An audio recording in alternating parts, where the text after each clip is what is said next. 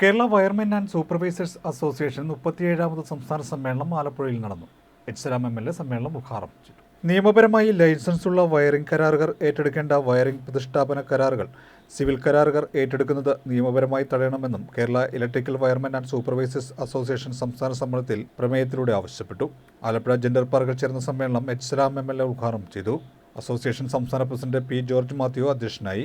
മുൻ president V Satheesan മുഖ്യപ്രഭാഷണവും മുൻ general secretary M Mujeeb Rahman merit award വിതരണവും നടത്തി. ലൈനുകളുടെ ഒരു മാപ്പിംഗ് പോലും കാര്യമായിട്ടില്ല. പുതിയതെല്ലാം ഉണ്ട്, പഴയൊന്നും കാര്യമായിട്ട് എവിടെയില്ല. ഞങ്ങളുടെ അനുഭവിക്കുന്ന പ്രശ്നം ഒരിടത്ത് വെള്ളം കിട്ടുന്നില്ല. എന്ത് പ്രശ്നം വന്നാൽ ഉദ്യോഗസ്ഥന്മാരെ നോക്കാൻ വേണ്ടി പറഞ്ഞയച്ചാൽ തിരിച്ച് പറയുന്നത് അവിടെ നോക്കി ഇവിടെ നോക്കി എന്താണ് എനിക്ക് വീട്ടിൽ സാധനം. അപ്പൊ ലൈനില്ല പോകുന്ന ചോദിച്ചാൽ അറിയില്ല. ചിലയിടത്ത് ടൈം പരിശോധന നിർമ്മാണം പോകുന്ന നടക്കുമ്പോൾ ഞാൻ കലയൊക്കെ നിർമ്മിക്കുമ്പോൾ ഒരിടത്ത് നോക്കിയപ്പോൾ 6 പൈപ്പിൽ താഴാണ്. ഈ നഗരത്തിൽ തന്നെയാണ് നമ്മുടെ കേരള പുതുക്കിപ്പെടുന്നത്. അവിടെ കരുതി പുതുക്കിപ്പെടാൻ തീരുമാനം. അപ്പൊ ഈ 6 ലൈനിൽ വെള്ളമാണ്. ഏകദേശം വർഷങ്ങൾക്ക് മുമ്പ് താഴെ കിടക്കുന്നതിന്റെ വെള്ളം കയറ്റി പിന്നെ എങ്ങോട്ടും പോകണം.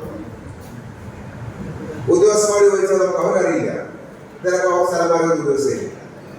പിന്നെ ഈ വർക്ക് ചെയ്ത കോൺട്രാക്ടർമാരെ ആരെങ്കിലും പരിചയമുണ്ടെങ്കിൽ നമ്മളെല്ലാം ഇങ്ങനെ കളക്ട് ചെയ്ത് വിളിച്ച് അവരോട് ചോദിച്ച് അവിടെ എങ്ങനെയാ പോവാൻ ഇവിടെ എങ്ങനെയാ പോകുന്നത് ചോദിച്ചിട്ട് ഇങ്ങനെയാണ് പലപ്പോഴും ചെയ്യുന്ന രീതിയാണ്. ഞാൻ പറഞ്ഞത് നമ്മൾ ഔദ്യോഗികമായ സിസ്റ്റം ഈ പറഞ്ഞ പോലെ പല നിലയിലേക്ക് നോക്കിയാൽ കാണാൻ പറ്റും. നിങ്ങൾ ചെയ്യുന്ന ജോലിയിൽ ഇത് വളരെ പ്രധാനപ്പെട്ട കാര്യമാണ്. ഉത്തരവാദിത്വപൂർവമായി ഈ ജോലി ചെയ്ത് പൂർത്തിയാക്കപ്പെടുക എന്നുള്ളത് ഒരു വീടിന്റെയും ഒരു സ്ഥാപനത്തിന്റെയും സുരക്ഷയും വളരെ പ്രധാനപ്പെട്ടതാണ്. അപ്പൊ അതുകൊണ്ടുകൂടിയാണ് നിങ്ങൾ ഇപ്പോൾ ലൈസൻസിങ്ങുമായി ബന്ധപ്പെട്ട പ്രശ്നം അല്ലെങ്കിൽ നേരത്തെ ഡിമാൻഡ് അങ്ങനെ എല്ലാമുള്ള പുതിയ ആവശ്യങ്ങളൊക്കെ നിങ്ങളുടെ സംഘടനയുടെ ഭാഗമായി നിങ്ങൾ നേടാനും കഴിഞ്ഞിട്ടുണ്ട്. വൈദ്യുതി എന്നുള്ളത് ഇന്ന് ഏറ്റവും മൂല്യമുള്ളതാണ്. അത് പ്രാധാന്യമുള്ള മാനേണ്ടതായിട്ടുണ്ട്.